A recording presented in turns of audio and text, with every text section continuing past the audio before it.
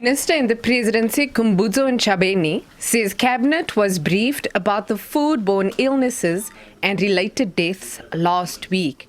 The different departments and government entities started working on plans to deal with the matter. The President will address the nation in the interventions the government is undertaking to deal with this situation. In the meantime, the Department of Health has activated the National Institute of Communicable Diseases to trace and examine the source of the poisoning of foodstuffs and make recommendations.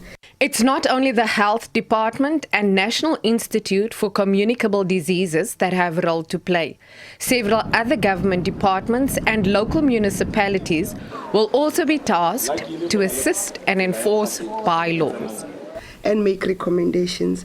And the Department of Cooperative Governance and Traditional Affairs, supported by the Department of Small Business Development and the Interministerial Committee on Disaster Management, have gazetted the standard draft bylaws for township economies aimed at mobilizing municipalities around a common agenda and a collective response towards inclusive local economies and curbing illegal business operations in our townships.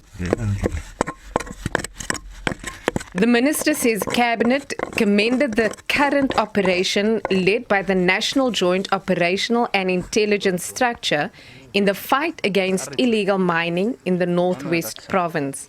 That have led to the arrest of more than 1,000 illegal miners at abandoned mine shafts in Orkney in the Northwest. She emphasized that all cabinet ministers welcomed South Africa's decision and gesture to file memorial documents to the International Court of Justice detailing evidence of Israel's genocidal acts in Gaza. There are no DA ministers in cabinet, there are no ANC ministers in cabinet, there are no PA ministers in cabinet, there are no IFP ministers in cabinet. There are ministers of cabinet under the government of national unity, which is the 7th administration. So Cabinet welcomed the submission of the memorial to the ICJ. On questions around the march against the Bella Act, organized by some GNU partners and attended by a known supporter of the old apartheid flag, this is what the minister said. I've indicated our obsession is with the implementation of the Bella Act. The other ones who participated with the apartheid symbols and carried the apartheid symbols is for you to write about and for South Africans to judge them.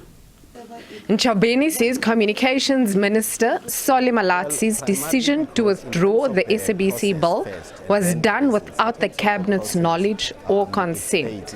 It's a bill of Cabinet and the Executive. So in terms of the law, he cannot withdraw it without coming to Cabinet to agree for his withdrawal. That bill was submitted to Cabinet after it was approved by Cabinet. Ntshavheni added that they believe Malatsi was not aware that he needed Cabinet's approval to withdraw the SABC bill, and they will guide him in the future. Alrisma Shaba, SABC News, Parliament.